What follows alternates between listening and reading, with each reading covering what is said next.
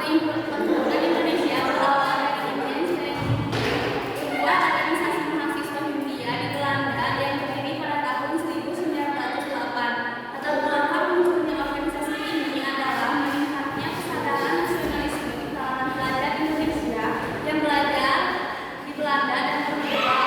Juga mereka mulai ingin melepaskan diri dari kolonialisme Belanda. Awalnya hanya bersifat sosial atau kekeluargaan, namun setelah banyak anggota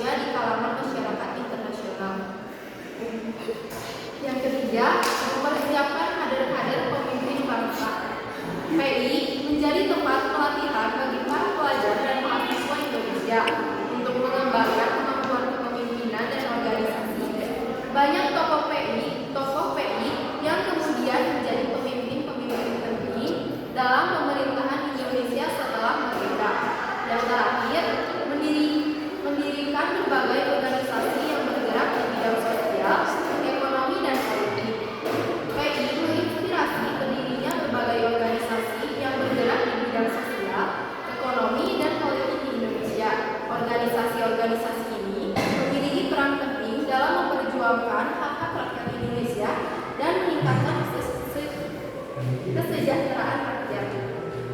Materi terakhir yang akan dibacakan oleh Pak. Terkait dengan kiprah PI dapat dijelaskan melalui beberapa tahapan. Kepulangan para tokoh kunci setelah perjuangan politik yang intens berada pada tahun 1960-an dan awal 1930-an, banyak tokoh ulama PI seperti Muhammad Hatta dan Sultan Syahrir kembali ke Indonesia, Hindia Belanda dan melanjutkan perjuangan di tanah air. Mereka kemudian ditangkap dan diasingkan oleh pemerintah kolonial Belanda. 2. Perubahan fokus perjuangan. Dengan kembalinya para pemimpin utama dan meningkatnya aktivitas politik di dalam negeri, pusat pergerakan nasional bergeser dari Belanda ke Indonesia. PI tetap ada tetapi berjaya sebagai motor utama pergerakan nasional mulai berkurang. 3. Masa Perang Dunia II dan Revolusi. Selama